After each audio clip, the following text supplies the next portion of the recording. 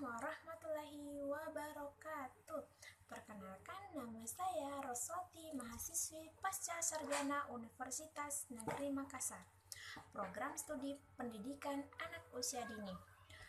Kali ini saya akan membahas tentang pengembangan kurikulum dalam ranah perkembangan kognitif. Kemampuan kognitif merupakan salah satu aspek yang sangat penting dalam perkembangan peserta didik. Di sekolah, guru maupun pendidik yang akan bertanggung jawab dalam melaksanakan interaksi edukatif dan pengembangan kognitif peserta didik perlu memiliki pemahaman yang sangat mendalam tentang perkembangan kognitif anak didiknya. Orang tua juga tidak kalah penting dalam kognitif anak karena perkembangan dan pertumbuhan anak dimulai di lingkungan keluarga. Kemampuan kognitif anak juga mengalami perkembangan tahap demi tahap secara sederhana. Kemampuan kognitif dapat dipahami sebagai kemampuan anak untuk berpikir lebih kompleks serta kemampuan melakukan penalaran dan pemecahan masalah. Standar tingkat pencapaian perkembangan atau yang disebut STPP merupakan kriteria minimal tentang kualifikasi tentang perkembangan anak yang salah satunya adalah kognitif. Kognitif meliputi 1. Belajar dan pemecahan masalah.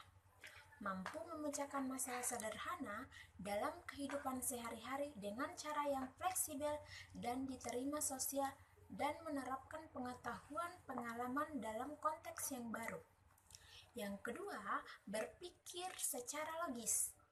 Berpikir secara logis ini yaitu tentang mengenal, menyebutkan, dan menggunakan lambang bilangan 1-10 dalam kelompok A. Mengenal abjad, serta mampu mempresentasikan berbagai benda dalam bentuk gambar. Sekarang, manfaat aspek kognitif. Manfaat aspek kognitif ada 6. Yang pertama, memberikan wawasan dan imajinasi pada anak. Yang kedua, memberi rangsangan sensorik dan motorik otak anak agar tumbuh dan berkembang dengan baik. Yang ketiga, untuk mencapai keberhasilan dalam pendidik anak. Yang keempat, dapat mengekspresikan pikiran dan ide. Yang kelima, dapat mengenali warna. Yang keenam, dapat memahami perbedaan rasa. Sebagian besar anak usia dini menikmati bernyanyi, berdrama, menyusun kata-kata. Perkembangan kognitif anak pada usia 6 tahun selalu melemparkan pertanyaan, entah itu kepada orang tuanya atau orang dewasa lainnya dan teman sebayanya. Kegiatan yang dapat membantu perkembangan keterampilan kognitif kecil yang berumur 6 tahun. Beri anak membuat pilihan sederhana seperti apa yang harus dipakai dan permainan apa yang mau dimainkan. Dorong anak untuk menjawab pertanyaan seperti main teka-teki, buah, hewan, dan benda. Faktor yang mempengaruhi perkembangan kognitif. 1. Faktor hereditas atau keturunan. Yang kedua, faktor lingkungan. Sekarang, klasifikasi perkembangan kognitif pada anak usia dini. Yang pertama, pengembangan auditori atau anak usia dini. Contoh, mendengarkan, meniru bunyi yang didengar. Yang kedua, mengikuti perintah lisan. Yang ketiga, mengucapkan dan mendengarkan lisan dengan baik. Yang keempat, mengenal asal suara. Kognitif lebih bersifat pasif atau statis, yang merupakan potensi atau daya untuk memahami sesuatu. Potensi kognitif tergantung dari lingkungan dan kesempatan yang diberikan. Kognitif sangat erat kaitannya dengan inteligensi. Inteligensi lebih bersifat aktif yang merupakan aktualisasi atau perwujudan dari daya atau potensi tersebut berupa aktivitas atau perilaku.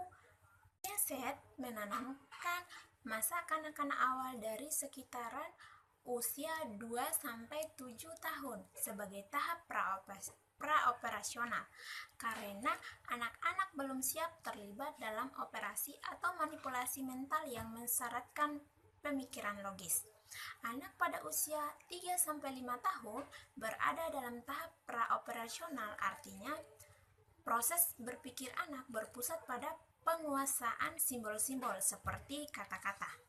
Pada tahap kedua, perkembangan kognitif adalah perluasan penggunaan pemikiran simbolis atau kemampuan representasional.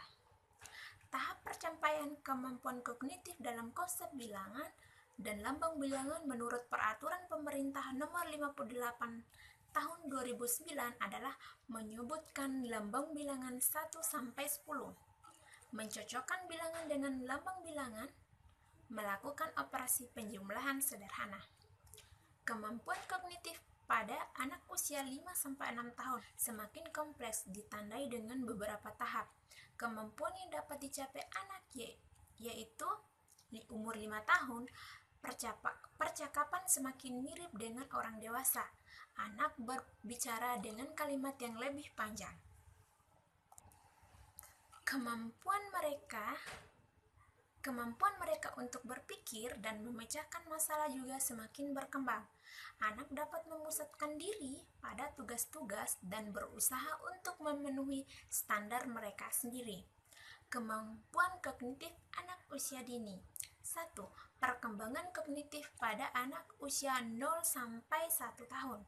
Ketika diberi botol, bayi yang bisa menyusui ibu mampu mengadaptasi isapnya kepada puting karet, mengguncang-guncang mainannya yang menimbulkan bunyi. Yang kedua, perkembangan usia 1-2 tahun. Sebuah balok yang dibuat jatuh, berputar-putar, menabrak benda lain. Yang ketiga, perkembangan kognitif usia 2-3 tahun.